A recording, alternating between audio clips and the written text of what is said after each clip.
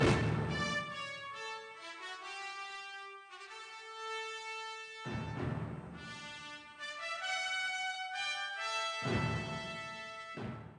terms of a problem I think that the federal government is again creating for the states with all the deficit spending, you know, all the debt that's being piled up and all the money that's being produced to sort of fund all this debt.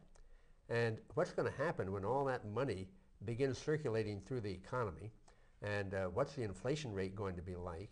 And if we have big inflation, how is the state going to be able to fund its operations? You know, just be able to buy fuel for its buildings and gas for its automobiles and replacement equipment and so forth. I mean, are we too far down the road now as a nation, do you think, to turn this around? What would you do? Well, I'm an eternal optimist, and I think we're never too far down the road, but we are on the precipice. We're at the tipping point. If we don't bring our fiscal house in order in Washington, we are going to drive ourselves into a state of hyperinflation. It may already happen now, but like I say, I'm an optimist. I think we need to move very quickly on a zero-based budgeting approach, which is what I would take in Washington, to look at every program, every department, no sacred cows, and to try to bring ourselves into a path of solvency very quickly so we don't have deficits and don't add on to our debt. You can't borrow your way out of a recession. It's temporary, it's short term, and it isn't going to, in fact, lead us into a sustained recovery and growth. And so I think we need to have serious budget strategies, which is why I support a balanced budget amendment. I think there should be pressure on the Congress every time out to force itself to get to a balanced budget and not to just simply say, well, we'll print more money, because they control the printing presses. We don't in New Hampshire or anywhere else. And they're irresponsible. And Republicans have been as much to blame as Democrats here. I make no illusions about that. I take responsibility, but you know what? It's contrary to our platform and not contrary to the Democrat platform to have this runaway spending. I also support term limits, in part because I think we're also seeing the manifestations of a culture of entitlement in Washington. People who spend their careers there, who benefit from the culture of lobbyists and all the people with big money and big interests that are not your interests, they're their interests. And term limits is an important initiative we need to enact, a constitutional amendment to limit the terms of the U.S. House and Senate. And in the meantime, let's eliminate the incentives for longevity in Washington, like the unfunded pensions. Congressmen go down and senators, they spend whatever time it is, and then they get a lifetime pension once they retire. And no contribution. They're not entitled to that. They shouldn't be getting that. That's our money. They should do it like we do. Contribute to a 401k plan. And they should have to live by the same laws they pass and force on us. They should not have exempted themselves initially from health care laws. They shouldn't exempt themselves from other programs. They should be forced to live by the same laws they pass on us. And then we start to get a little more integrity, I think, into the legislative process. Lastly, I would say, in order to get ourselves and keep ourselves on the path of solvency, we need to bring New Hampshire legislative principles to Washington. You know, in New Hampshire, you know this because you're in the State House, and I've been former legal counsel of the State Senate, so I know how our system works.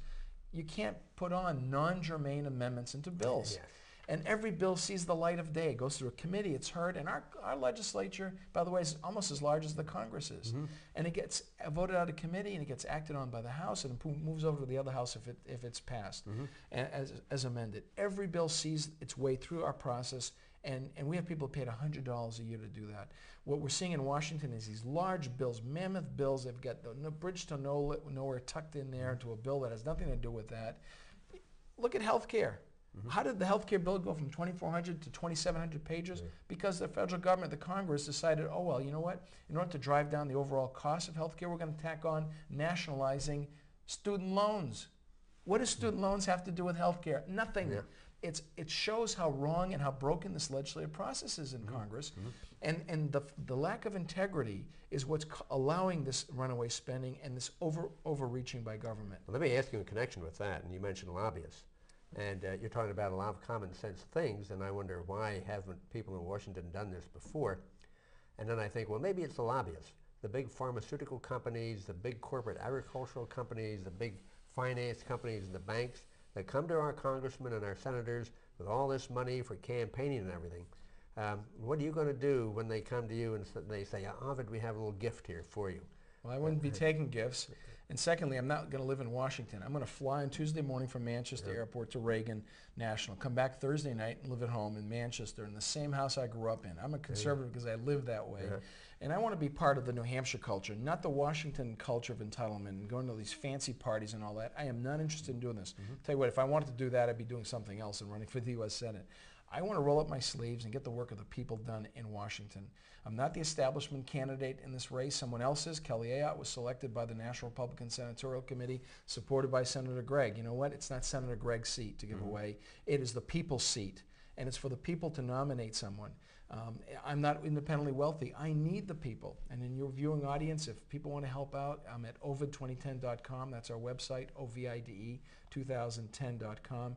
I can't do it without the people. And in return, I'm going to do it for the people. I'm going to serve for the people and to be part of the culture of New Hampshire that I want to project to Washington, not the other way around. Too many times we elect representatives to go to Washington and we lose them until the next election cycle. They're not around. I'm going to be around.